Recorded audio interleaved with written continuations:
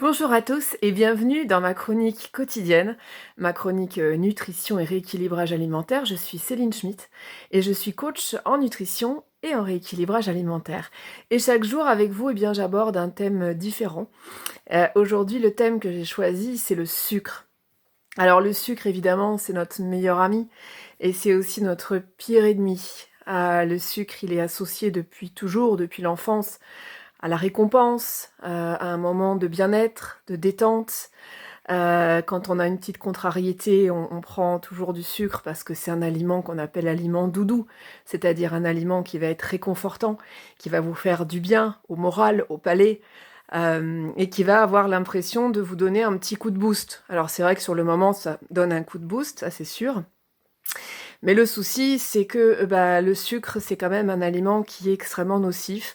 Alors attention, il faut bien distinguer le sucre rapide du sucre lent.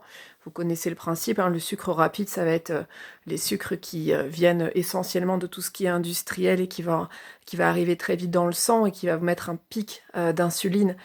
Et donc ça, c'est pas vraiment le sucre idéal. Et puis il y a le sucre lent qu'on va trouver dans les féculents, dans un certain nombre d'aliments qui seront beaucoup plus intéressants pour votre santé. Ce qu'il faut savoir également, c'est qu'il y a effectivement des sucres cachés. Alors ça, on en parle beaucoup, mais pas suffisamment à mon avis, parce que j'ai eu récemment quelqu'un qui m'a dit: «Mais moi, je fais un régime, je fais très attention au sucre notamment, mais c'est vrai que j'ai supprimé plutôt les huiles et je m'offre de temps en temps une baguette de pain comme ça, je me fais un bon sandwich, je suis vraiment contente de manger ça». Alors oui et non, parce que, ce qu'il faut savoir, c'est que, dans une baguette, il y a 25 morceaux de sucre. Eh oui, 25 morceaux de sucre. Donc ça fait partie de ces aliments où le sucre est caché et où on n'a pas conscience, en mangeant une baguette, tout simplement qu'on est en train d'absorber pratiquement du sucre pur, et que c'est forcément préjudiciable à un régime ou à un rééquilibrage alimentaire. Donc évidemment faire attention à tout ce qui est, soda, hein, bon, dans un verre de coca, il y a à peu près 18 morceaux de sucre. Donc effectivement, si vous buvez 1 litre ou 1,5 litre par jour, vous imaginez un peu le taux de sucre que vous avez dans le sang. Donc tout ça, c'est très nocif. C'est nocif pourquoi? C'est nocif parce que vous risquez d'avoir du diabète et que vous savez très bien qu'une fois qu'on a atteint ce seuil de tolérance et qu'on a du diabète, malheureusement, on ne peut que stabiliser son taux de diabète, mais on peut plus y échapper, c'est terminé. Contrairement au cholestérol, qu'on peut réussir à diminuer significativement, le diabète, une fois qu'on a atteint que la cuve est pleine, comme on dit, c'est fini. Donc après, il faut avoir un traitement à vie. Parfois même si on est insulinodépendant, il va falloir se piquer tous les jours. Voilà, ce sont des situations qu'on peut éviter assez facilement en maîtrisant évidemment ses achats, ses courses. Donc on va regarder les étiquettes, on va faire la chasse au sucre, au mauvais sucre. Et puis effectivement, on va se tourner vers des sucres qui sont plus naturels, c'est-à-dire le fructose, hein, issu des fruits. Donc tournez-vous plutôt vers des pommes, vers des poires, vers des bananes, vers des fruits rouges, les fruits rouges sont des merveilleux antioxydants, tout ce qui est myrtille, tout ce qui est cassis, vous pouvez en manger à condition qu'ils soient bio, parce qu'ils sont très traités aux pesticides malheureusement, eux aussi.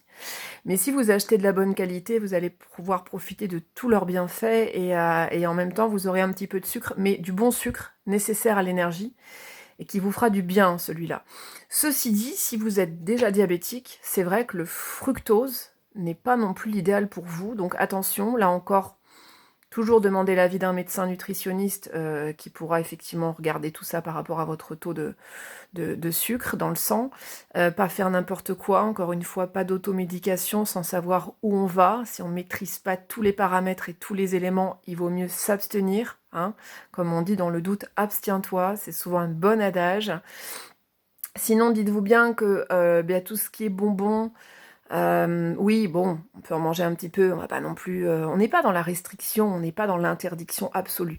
On est dans le poison n'est mauvais qu'à cause de la dose de poison.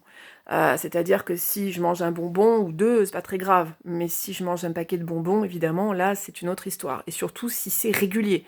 Si tous les jours, il me faut ma dose de sucre parce que, effectivement, je peux pas m'en passer, parce que le sucre est une drogue et c'est pas moi qui l'invente, hein, encore une fois, ce sont des sources qui sont tout à fait fiables et que vous pouvez vérifier sur internet. Les chercheurs se sont rendus compte que le sucre produit dans le cerveau la même réaction qu'une addiction à la cocaïne et voire à l'héroïne. Ils ont fait des tests sur des rats en laboratoire, hein, qu'ils ont injecté une grosse dose massive de sucre. Ils se sont rendus compte que les rats étaient complètement drogués s'ils n'avaient pas leur dose de sucre, qu'ils étaient complètement obsédés par le sucre. Et vous constaterez vous-même que le sucre aussi, bah, c'est une drogue, hein. Vraiment au sens strict du terme, c'est vraiment une addiction. Donc la seule solution pour essayer de s'en défaire, c'est de le faire... Alors, si vous êtes comme moi un petit peu extrême quand il s'agit de prendre des décisions, moi je suis plutôt du genre à tout arrêter du jour au lendemain, pour pas que ça me manque, dans le sens où, voilà, je diminue pas les doses, j'arrête du jour au lendemain, je remplace le sucre par de la stevia dans le café le matin, et puis c'est tout. Et puis j'essaye d'éviter les sources de sucre rapide, voilà. Ou alors, si vous êtes un petit peu moins kamikaze que moi, vous allez pouvoir partir sur effectivement une diminution progressive du sucre. Et puis surtout essayer de vous dire que bien évidemment le sucre c'est aussi, bon bah ça on le sait, hein, c'est extrêmement mauvais pour les caries. Ça donne beaucoup de maladies inflammatoires aussi. Et puis quelque chose dont j'ai pas parlé, et je vais terminer là-dessus parce que ça me semble quand même primordial, et c'est important de clore cette chronique là-dessus, c'est que là encore on sait aujourd'hui de sources sûres, donc scientifiquement prouvées, que les cellules cancéreuses ont besoin de sucre pour se développer. C'est-à-dire qu'il a été prouvé que si on stoppe l'apport de sucre à un corps qui a un cancer, eh bien on s'est rendu compte qu'au bout d'un certain temps, les cellules commençaient à se manger entre elles, hein, qu'elles étaient autophages, hein, elles se mangent entre elles, parce qu'elles n'ont pas leur dose de sucre dont elles ont besoin pour grossir, pour proliférer et par conséquent pour vous rendre malade et vous tuer à petit feu. Donc, première chose à faire si vous souffrez de cette terrible maladie, c'est, bien évidemment, vous avez votre traitement, bon ça, inutile d'en parler, hein, ça tombe sous le sens, mais pensez bien au niveau alimentation également, à limiter, voire à supprimer totalement le sucre. Et ça peut être un facteur effectivement important de votre traitement et de votre guérison. En tout cas, ça peut être un plus non négligeable. Donc, dans une maladie comme celle-là, on met toutes les chances de son côté, bien évidemment, et le sucre, c'est un paramètre vraiment très important à ne pas négliger. Donc, supprimez le sucre, mangez beaucoup de légumes, beaucoup de poissons de qualité, beaucoup de viande de qualité, et vous serez gagnant, quoi qu'il arrive.